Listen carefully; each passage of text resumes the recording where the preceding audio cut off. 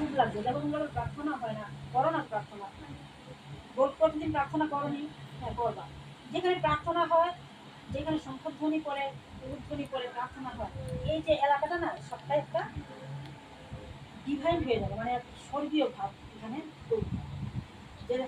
যেখানে গুরু নাম জপ করা হয়, যেখানে নাম কীর্তন করা হয়, সেই যে স্থানটা হবে দেশকাল, স্থানকাল পাত্র, স্থানটা, স্থান দোষ, সঙ্গ দোষ, অন্য দোষ, এই দোষ করে মানুষ করে এই স্থান দোষ। যেখানে নাম ঠাকুরের প্রার্থনা হয়, যেখানে নাম কীর্তন হয়, যেখানে কীর্তন হয়, এই স্থানটাই হয়ে যায় বৈকুণ্ঠ।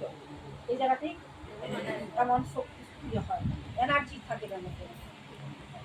তাই আমরা এই ভাদ্র মাসে তো ঠাকুরের জন্ম মাস, আমরা সৎসঙ্গ করতেছি। এখন আমরা উপযোজনা কেন্দ্র আছে, উপযোজনা কেন্দ্র 2টা 3টা 4টা উপযোজনা সঙ্গে মিলিত হয়ে আমরা সৎসঙ্গ করি। আমার একটা উপযোজনা কেন্দ্র আছে, এখানে আছে আমার একটা আর্ট আমরা 3টা একসাথে আছে, 3টা উপযোজনা কেন্দ্র মিললে আমরা একটা যৌথ সৎসঙ্গ করুন 7ই সেপ্টেম্বর নূতননগর স্কুলে কমিউনিটি হলে। সবাই এটার মধ্যে যাবেন। আর ঠাকুরের জন্ম মাসে 30শে ভাদ্র, জন্ম মাসে যে ঠাকুরের 30শে ভাদ্র জন্মদিন দিবস, আবির্ভাব দিবস, সেই দিনে হবে উৎসব।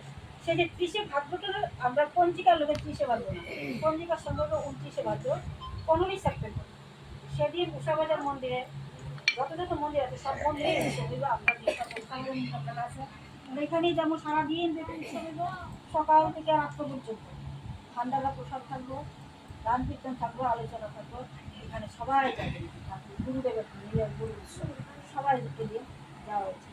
আর উৎসব দিতে গেলে গুরুর যে নৃত্য করা, কিছু তো গুরুর জন্য আমরা সংসারের সবার জন্য, নিজের সন্তানের জন্য করতে গেলে তো মা বাবা আমরা কত কিছু করি, কত কিছু করতে ইচ্ছা করে আমরা করি, গুরুর বেলা তো তা করতে হয়, ইচ্ছা করে একটু অর্ঘ দিতে হয়, যার জন্য সামর্থ্য। আমার কাছে বই আছে, আমি বই আনতে মনে নাই, আজকে আমার একটা বড় কষ্টের দিন, তবুও আমি মাতৃসঙ্গে নাইছি। আমার বোনের জামাই আজকে মারা গেছে সকালে, এখানে আমি গেছি, আসছি মাতৃসঙ্গে, আবার খুব ভালো মনে করছি, তার ঠাকুরের চরণে তার দিকে একটা শান্তি ভালো মনে করছি।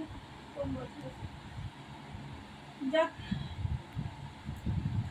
আমরা যেন ওই দিনে বইটা আনতাম ভুলে গেছি। আমি আমন একদিন যারা যারা পারি আমরা কালেকশন নেবো, কালেকশন দিলে আমরা উৎসবটা হইব।